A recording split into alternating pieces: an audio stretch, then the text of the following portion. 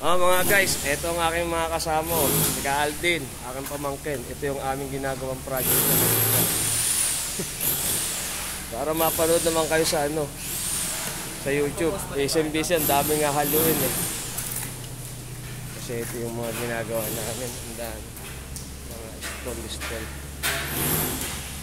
Ayan. So, madami yan. So, isang buong mall itong project ko sa electrical. Kaya medyo busy kami ngayon. Ayun, ang dahil pa namin gagawin. Ito pa. Isang mall ito sa Laguna na ginagawa. So, ako ang nakakuha ng electrical. Kaya yan, inuuna muna namin yung mga stall habang wala pang gagawin sa ceiling, feeder line.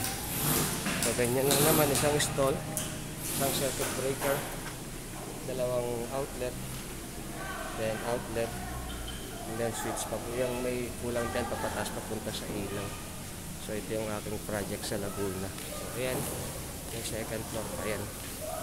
So, malaki itong project na itong ginagawa namin. So, ito ako sa ngayon, nagsisilsel yan. Mga nagkakabit sila ng box. So, matrabaho din. Mabigat-bigat din na trabaho kasi napakarami. Napakarami na yung dapat makakarin niya. So, pinakita ko lang din yung aking project. So, God bless po sa inyong lahat. So, nasa pa yung front camera nito para makita nyo na.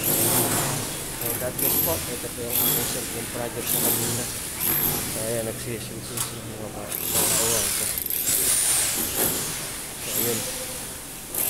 Isang mall ito sa Laguna. So, sa lugar namin. Mga kayo.